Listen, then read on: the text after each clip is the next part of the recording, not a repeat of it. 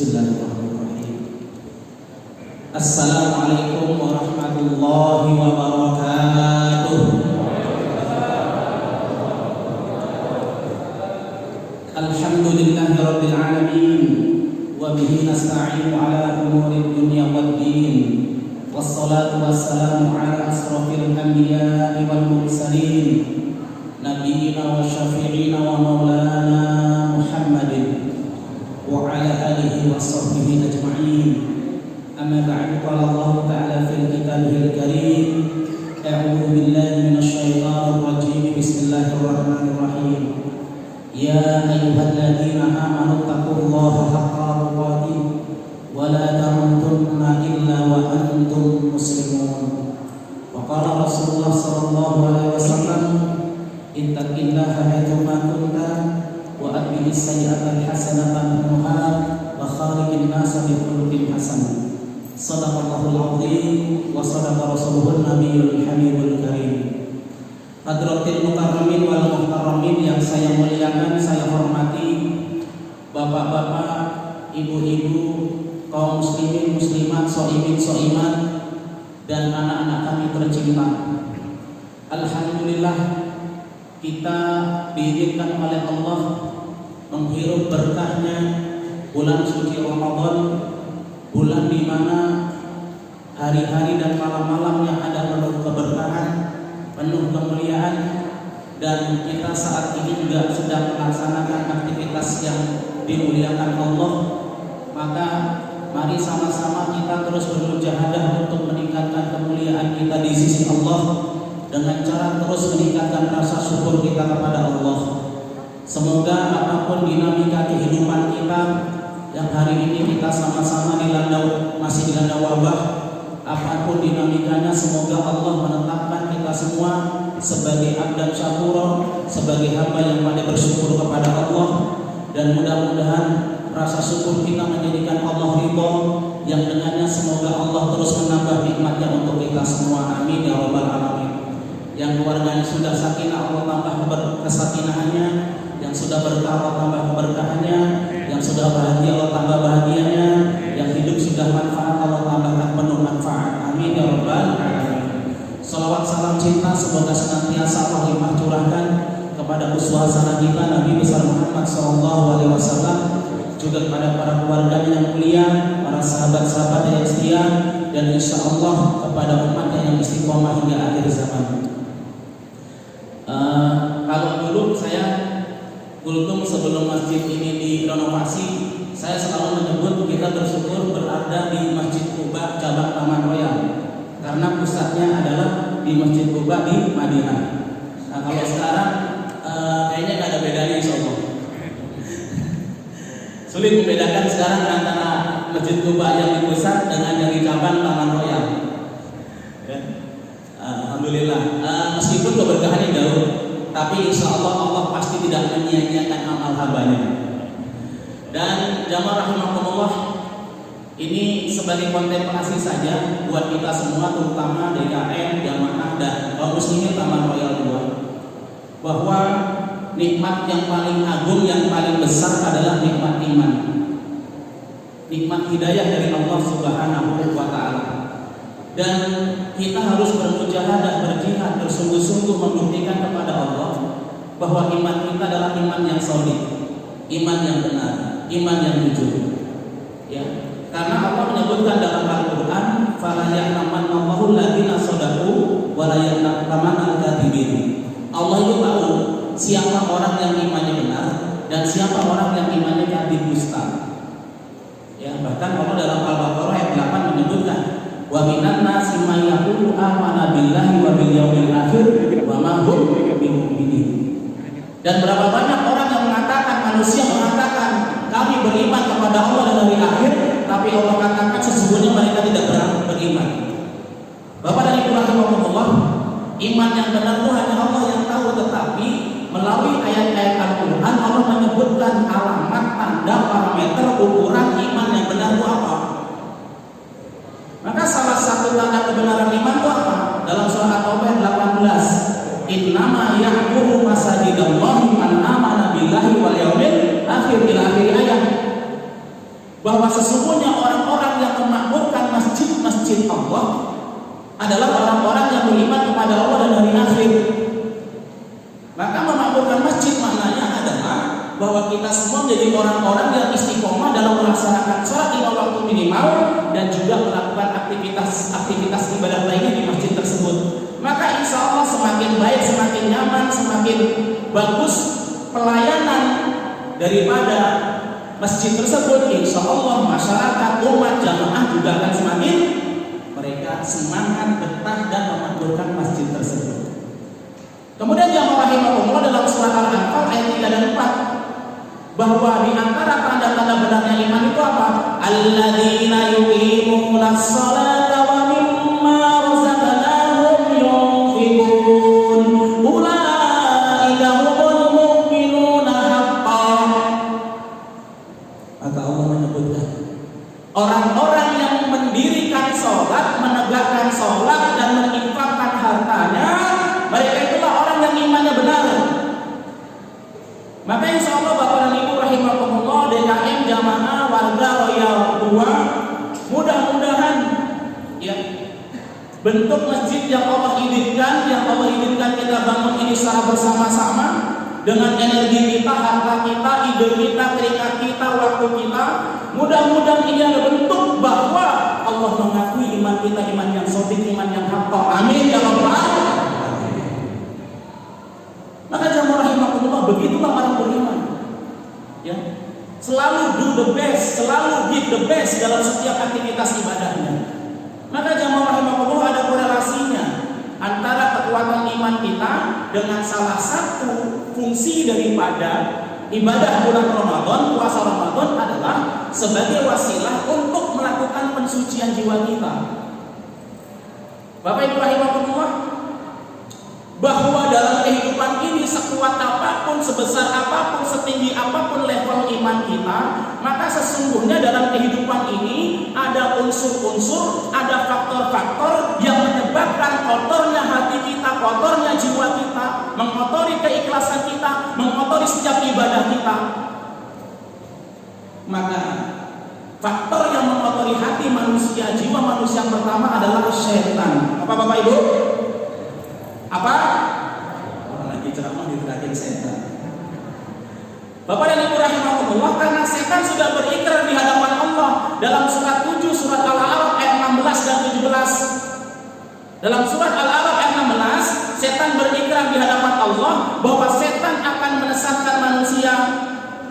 Bahkan saking serius dan sungguh-sungguhnya setan dalam rangka menyesatkan manusia, setan akan mendatangi manusia dari arah depan, dari arah belakang, dari arah kanan dan dari arah kiri. Cita-cita setan ada di akhir ayat 16, wala tajidu aktsaruhum syakirin. Setan akan menggoda manusia dari depan, belakang, kanan dan kiri. Tujuannya apa? Supaya banyak manusia yang tidak bersyukur kepada Allah, supaya banyak manusia yang tidak taat kepada Allah. Qatadah rahimahullah menyebutkan yang dimaksud dengan setan menggoda manusia dari arah depan adalah setan membisiki hati dan jiwa manusia agar manusia tidak mengakui adanya akhirat, agar manusia mengingkari akhirat, dan akhirnya manusia hari ini banyak yang berisme, komunisme. Akhirnya hari ini banyak manusia yang tidak mengakui adanya Tuhan, ateisme. Itu kena operasi setan, bahwa kehidupan adalah hanya kehidupan di dunia saja. Jamaah rahimahullah, setelah perasa agama hilang dari roadmap pendidikan Indonesia tahun 2021 sampai 2035, merasa agama nggak ada di situ.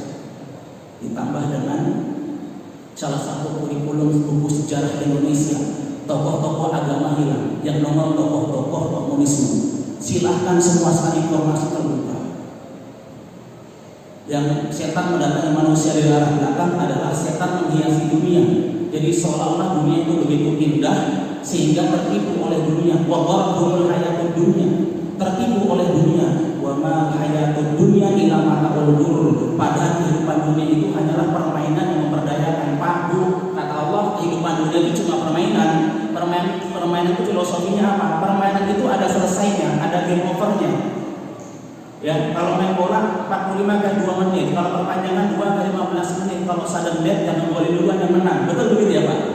Yang sedang nobar siapa sih? Ini jangan rahimahullah. Ya. Nah, kemudian setan mendatangi manusia di arah kanan, maknanya apa? Setan itu menggoda manusia supaya manusia melambat-lambatkan amal baik dan menunda-nunda amal baik. Pokoknya kalau baru ajan subuh, nah itu operasi setan. Menunda-nunda amal baik. Saya akan sore, akan ke 5 waktu ke masjid kalau sudah pensiun, operasi setan.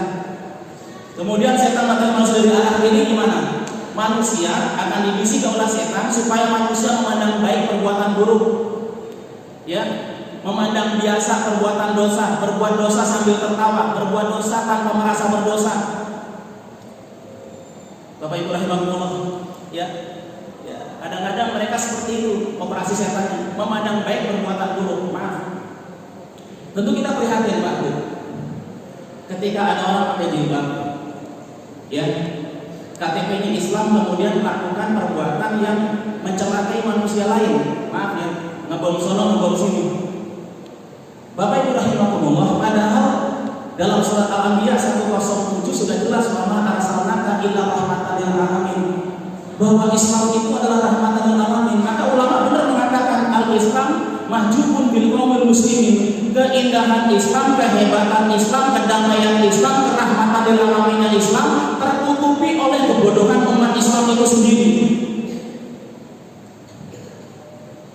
Makanya saya kenapa senang suka sama ulama-ulama yang jujur sama dalil. Semua dalil dikemukakan, baik dalil yang dia setuju maupun yang pro maupun yang kontra.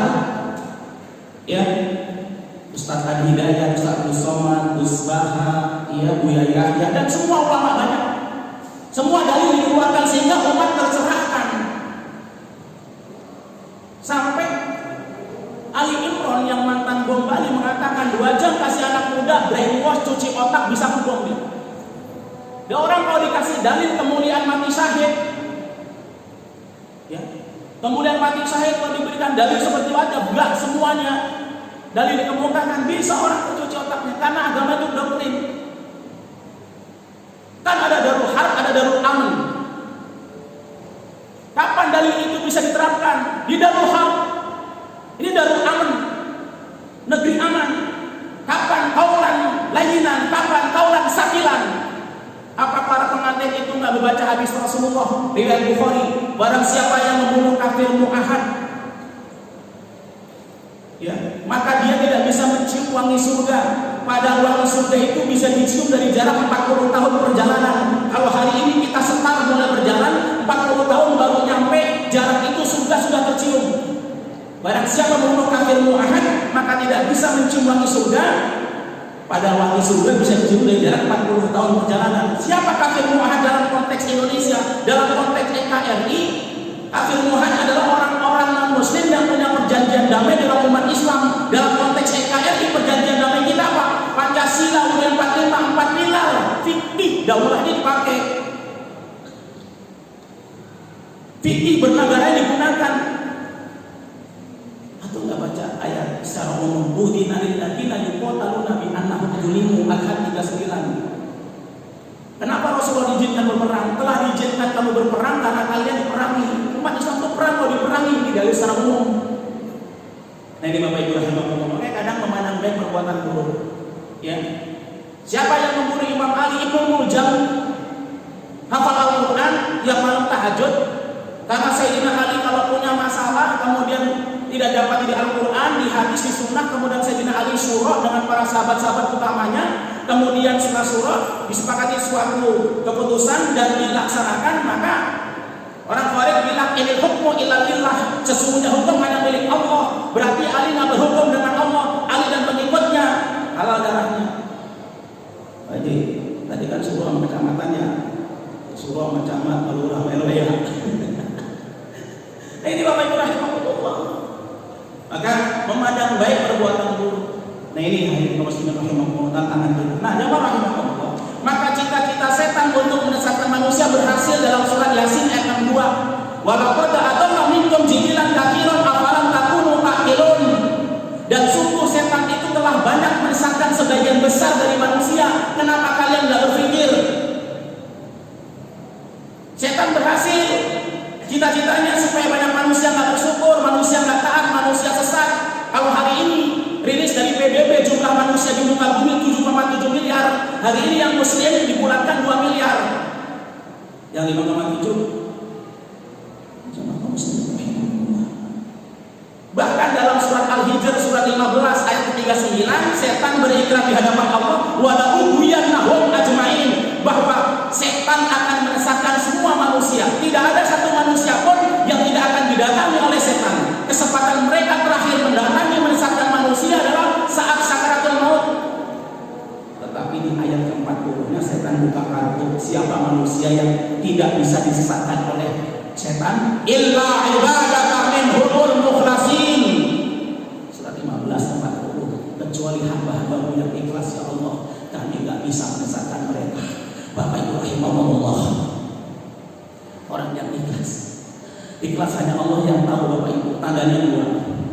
Orang ikhlas itu tandanya 2. Kalau beramal, beribadah, bekerja, ya, kemudian dia mendapatkan penentangan, mendapatkan kendala, mendapatkan hambatan, mendapatkan kesakitan dalam beramal, berbuat, bekerja, maka dia tetap melaksanakan ibadah tersebut. Contohnya, sahabat Rasulullah yang matanya tidak bisa melihat, Abdullah bin Umi Maktum. Ketika sahabat tersebut minta dispensasi kepada Rasulullah untuk sholat di rumah saja karena buta, dan Rasulullah bertanya, apakah kamu mendengar suara azan sampai ke rumahmu? Dan dia mengatakan mendengar, maka Rasulullah mengatakan kamu tetap sholat berjamaah ke masjid. Maka meskipun buta tetap berangkat ke masjid 5 waktu sehari. Suatu ketika sahabat ini ketika berangkat ke masjid untuk sholat jatuh. Maaf, orang kalau beramal di jalan Allah, berbuat baik di jalan Allah, kemudian tidak ada ikhlas, menemukan hambatan, menemukan kendala, menemukan masalah pada dia berbuat kebaikan di jalan Allah, kalau nggak ada ikhlas, Rasul udah tahu saya buta, minta dispensasi sholat di rumah nggak dikasih.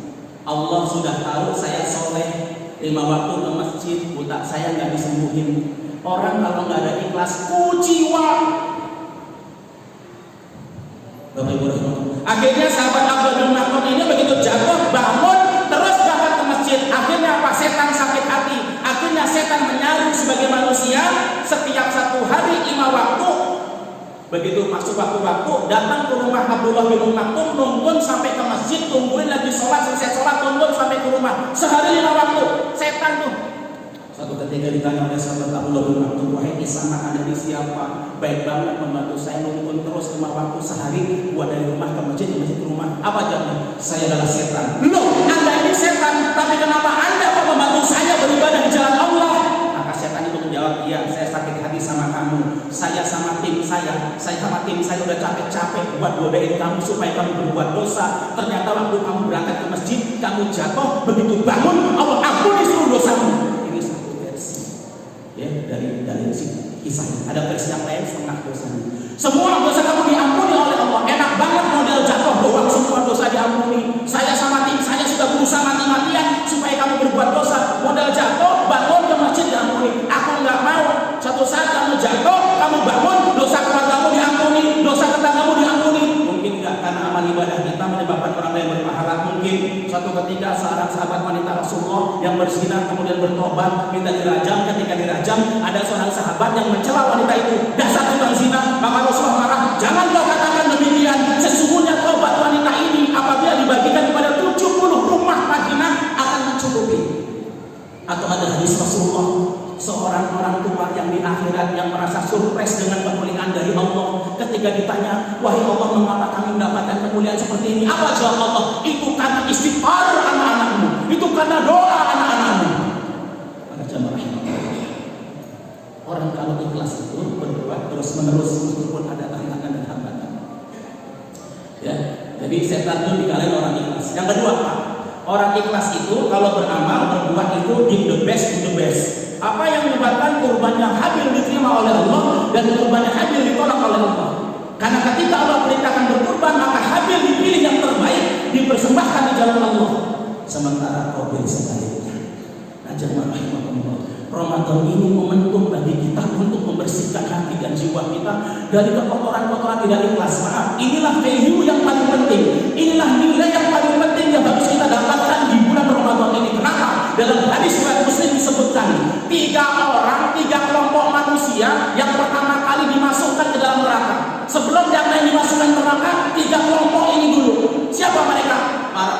syahid. Didatangkan mereka kepada Allah, kemudian ditampakkan oleh Allah nikmat-nikmat mereka di dunia, dan mereka mengakui bahwa itu nikmat dari Allah. Allah bertanya pada Allah, Maha tahu apa amal kalian? Ya Allah, kami berjuang ya Allah di dunia karena agamamu sampai kami gugur. Allah katakan kamu bohong, kamu dusta. Allah ya'lamu bidati sudur. Allah Maha mengetahui isi hati. Al-An'am 59. Allah tahu daun yang gugur di kegelapan malam di hutan manapun Allah tahu. Biji yang jatuh Allah tahu. Kadar yang basah, kadar yang kering Allah tahu. Allah tahu lintasan hati kita, bersitan pikiran kita. Maka kamu itu berjuang supaya dikatakan pemberani, dan kamu di dunia udah dapat gelar pemberani. Hari ini kamu nggak mendapatkan apa-apa kecuali neraka. Bayangin, syahid dan ikhlas masuk neraka. Yang kuat siapa? Seorang ulama. Ya Allah, kami siang malam belajar mengajarkan agama, kami baca Al-Quran semata-mata karenamu.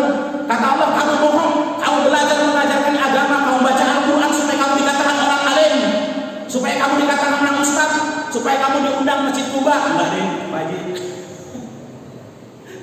Ini Allah. Yang ketiga dermawan. Dikatakan, apa mahal kamu? Ya Allah, di dunia tidak ada satu pun yang membutuhkan bantuan kecuali kamu bantu semata-mata karenamu. Kamu itu sedekah, infak, wakaf, hibah, hadiah itu bukan karena aku, bukan karena Allah, supaya kamu dikatakan dermawan. Maka kamu sudah mendapatkan itu semua, dikatakan orang dermawan di dunia, dan hari ini kamu gak dapat apa-apa kecuali neraka. Bayangin Pak. Maka ini paling penting, ya, menjaga ikhlas kita, Bapak Ibu rahimahullah. Dan ikhlas itu hanya Allah yang tahu. Asal ulama mengatakan orang yang ikhlas adalah orang yang tidak pernah merasa ikhlas, sehingga dia selalu berhati-hati dengan hati dan amalannya. Sampai Umar bin Khattab, orang yang imannya begitu kuat, sangat khawatir Pak dengan ikhlasnya, sampai desek-desek sahabat Rasulullah, Hudzaifah ibn Yaman, sahabat Rasulullah yang tukang catat siapa sahabat yang munafik. Dan sampai hari ini nggak bocor. Tapi Umar bin Khattab yang imannya begitu kuat, kalau setan lewat satu jalan dan Umar bin Khattab lewat gang yang sama, setan yang kabur. Maka Umar bin Khattab mendesak-desak Hudzaifah ibn Yaman, wahai Hudzaifah, ada nggak catatan kamu bahwa aku termasuk orang munafik di dalamnya? Saking khawatirnya Umar bin Khattab. Maka Bapak Ibu rahimahullah, jaga ikhlasan kita. Ya, orang yang ikhlas tidak pernah merasa ikhlas. Orang yang ikhlas kalau berbuat terus-menerus, dan orang yang ikhlas kalau berbuat lakukan yang terbaik. Terakhir, jamaah rahimahullah, Pak Haji, alhamdulillah nih berkah buat kita semua. Masjid ini berarti mengukur potensi keberkahan dan kebaikan jamaah. Potensi jamaah baru dan tahuan Pak, setahun kurang lebih 5 miliar. Dan orang yang ikhlas tuh nggak akan berhenti insya Allah. Pak Haji, kalau separuhnya aja 2,5 miliar lah, kalau separuhnya 1 miliar setahun aja, banyak yang bisa dilakukan. Masya Allah. Atau enggak ada penawaran nih, ya ayyuhalladzina amanu hal adullukum ala tijaratin tunjikum min adzabin alim. Kami dari KNI Kota Tangerang sudah mendapat wakaf tanah 2000 meter. Harapannya, mimpinya, pengennya bikin pesantren Al-Quran. Ya, tanahnya ada di Balaraja, 1 jam lebih sedikit dari sini. Ya, sudah kami lihat. Maka bisa jadi nanti ya, Ketua DKM, Ketua Pembangunan, jamaah di sini menjadi tim penyantun. Amin. Pak Haji, potensinya setahun 5 miliar Pak Haji, Masya Allah ya. Maka mudah-mudahan jamaah rahimahullah ya. Terus, jadi terakhir, orang puasa ada 2 jenis. Man shoma Ramadhana kam min shaimin laisa lahu min siyamihi illa al-ju' wal atas. Berapa banyak orang yang puasa enggak dapat apa-apa kecuali lapar dan haus, sama man shoma Ramadhana imanan wa ihtisaban ghufira lahu ma taqaddama min dhanbi. Orang yang puasanya sukses yang karena iman dan sungguh-sungguh dan serius. Maka setan tadi serius menggoda manusia. Kalau orang beriman sungguh-sungguh nggak akan bisa digoda oleh setan. Tandanya sungguh-sungguh apa? Tandanya sungguh-sungguh diantaranya apa? Man qoma Ramadhana. Siapa yang mendirikan malam-malam Ramadan? Ya, insya Allah dengan tilawah, dengan tarawih, dengan qiyamulail, insya Allah. Mudah-mudahan Allah jadikan kita semua hamba-hamba yang sukses Ramadan tahun ini. Ramadan ini Ramadan terbaik, dan kita keluar Ramadan menjadi hamba yang muttaqin. Amin ya rabbal alamin. Wallahu a'lam bishawab. Wassalamualaikum warahmatullahi wabarakatuh.